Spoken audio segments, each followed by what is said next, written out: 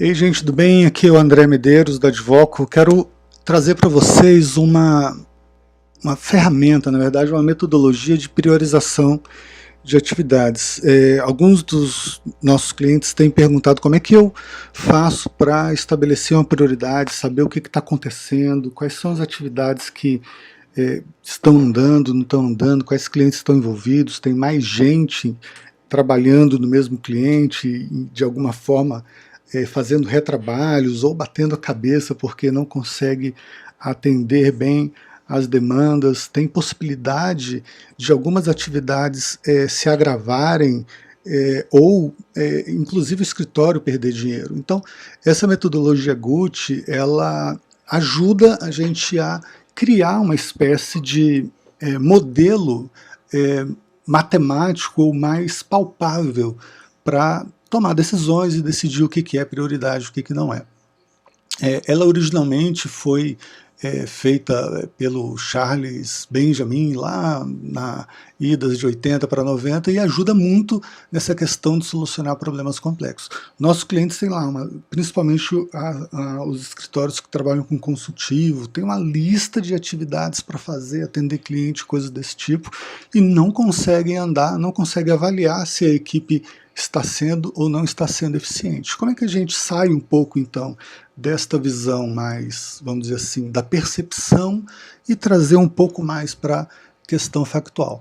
Então, o Charles Benjamin aqui, ele inventou essa questão do GUT, a gravidade, a urgência e a tendência, e ele elegeu aqui alguns pesos, né, para você poder entender onde focar quando você tem muitas atividades pela frente. O que nós fizemos aqui na Advoco? Acrescentamos aqui o cifrão, o impacto financeiro. Então, quais são as atividades que têm maior gravidade, que podem causar maior impacto aí se você não resolver?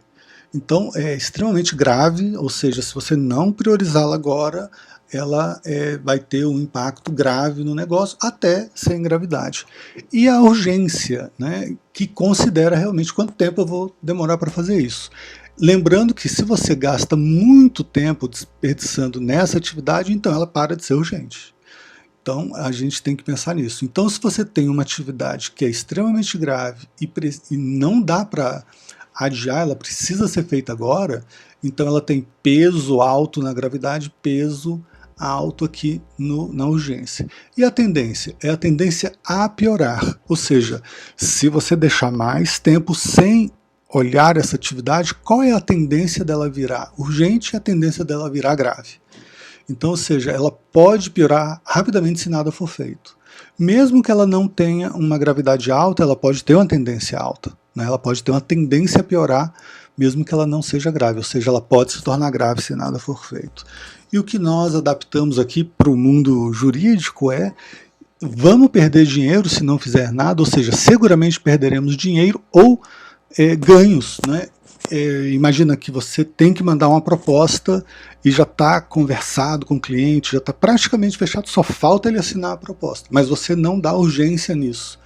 E aí, com o passar do tempo, a prioridade dele muda, outras coisas acontecem lá na vida dele, e aí ele resolve alocar, por exemplo, os recursos que ele tinha reservado para isso em outro lugar. Quando você volta para falar com ele, já é tarde demais e você deixou de ganhar um dinheiro relevante ou teve perda relevante. O cliente precisa de uma resposta ali para ele tomar uma decisão, e isso vai afetar, por exemplo, se ele deixar de ser seu cliente, vai afetar o seu faturamento. Então, se você está seguro que perde dinheiro, então seria isso, vezes a tendência, vezes o impacto, é o que vai fazer com que você tome essa decisão. Mas na prática, como funciona?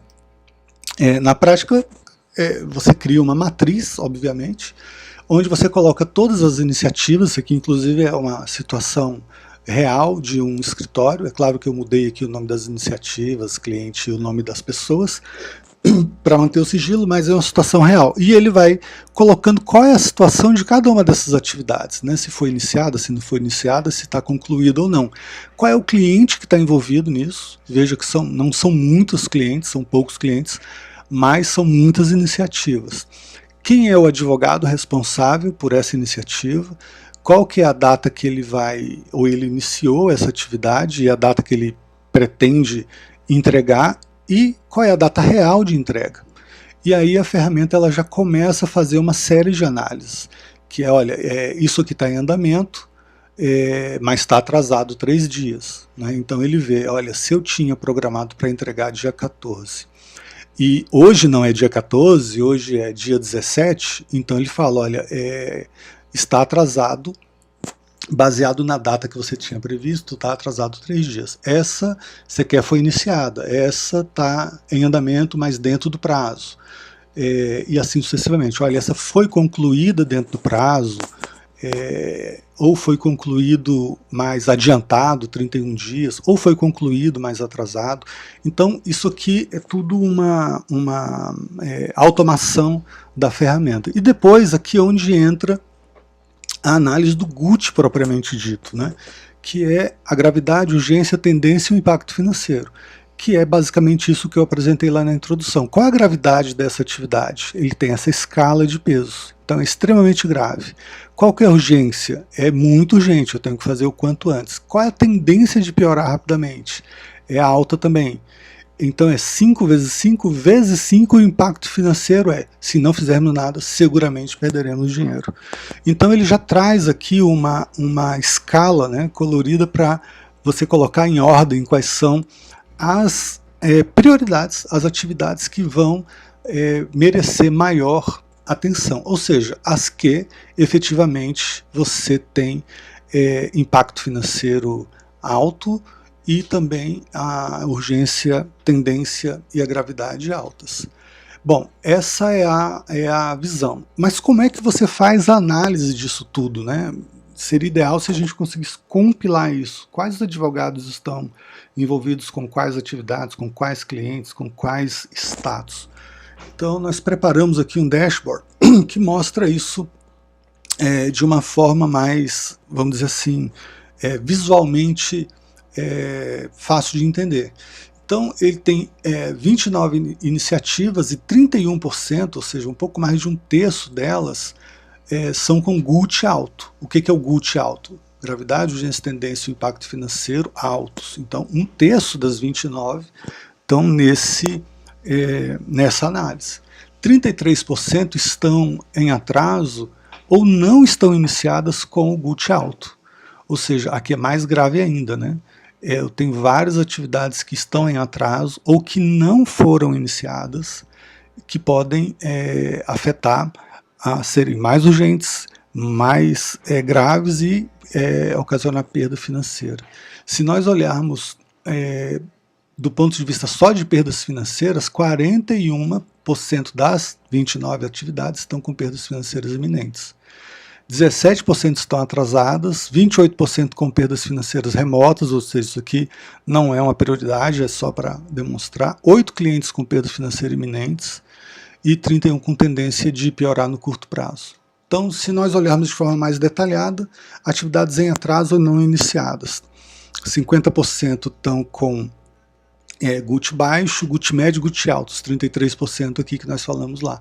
Ele mostra graficamente, olha, em andamento mais atrasado. Esses são os de GUT baixo, né, ou seja, estão com aquela relação de gravidade, urgência, tendência e volume, impacto financeiro baixo, e assim sucessivamente. Depois ele mostra aqui aquele resumo do cliente, e essa parte aqui é bem interessante. Em quantas atividades os advogados estão envolvidos que podem gerar perdas para o escritório. Então esse advogado 1 tem uma atividade que ele está trabalhando, que não foi iniciada ou está em atraso e que pode gerar perda financeira para o escritório. Esse caso aqui, o advogado 2 tem 3 atividades com esse status, ou seja, não foi iniciado, também ou está em atraso e tem um GUT alto e pode trazer perdas financeiras iminentes. Isso aqui é interessante para você ver aqui qual advogado tem que correr para tratar dessas atividades. Tem uma outra análise que é bem interessante, ele mostra de forma mais quantitativa aí, a quantidade de atividades que estão dentro daquela análise do impacto financeiro. Olha, 10 atividades seguramente perderemos dinheiro ou deixaremos de ganhar por conta dessas atividades. Então eu deveria priorizar essas atividades aqui, obviamente. E 8 são iminentes. Então 18 atividades deveriam estar sendo olhadas com mais cuidado. 18 dessas 29. As demandas por cliente. Isso aqui também é interessante porque você vê quais são as atividades que mais o cliente está demandando. Então o cliente número 1 aqui, ele está demandando 41% de todas as atividades estão concentradas nele. E tem 5 advogados, tá vendo? Advogados envolvidos, lidando com esse cliente.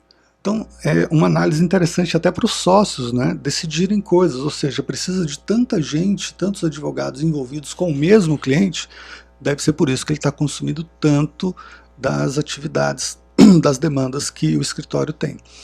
E aqui também é uma coisa muito importante, que é quanto o advogado está tendo de assumir as atividades lá, as demandas. Então, o advogado número 6 aqui, né, o apelido que demos para ele, 38% das atividades está na mão dele. Tem 4 clientes aqui. Tá vendo aqui, ó, a linha que marca o cliente. Ele está trabalhando sozinho em 4 clientes. Então é importante que isso seja analisado para ver se o balanceamento, né, de atividades entre os advogados pode ser revista. Muitos advogados reclamam que trabalham muito mais do que outros, carregam o piano, enquanto o outro está mais confortável e não tem um clima, né, de ajuda para as coisas funcionarem de forma mais eficiente. E essa parte aqui é uma das que eu mais gosto, que mostra o status completo das atividades. Então, quantas atividades estão em andamento mais atrasadas? Quantas estão em andamento mais no prazo? Então, das 29, 7 estão andando e 5 estão andando. Então, 12 estão andando, sendo 5 em atraso e 7 no prazo. 3 foram concluídas, mas em atraso, concluídas no prazo e concluídos adiantados, e 7 sequer foram iniciadas. Essa análise eu acho extremamente interessante para ajudar na tomada de decisão.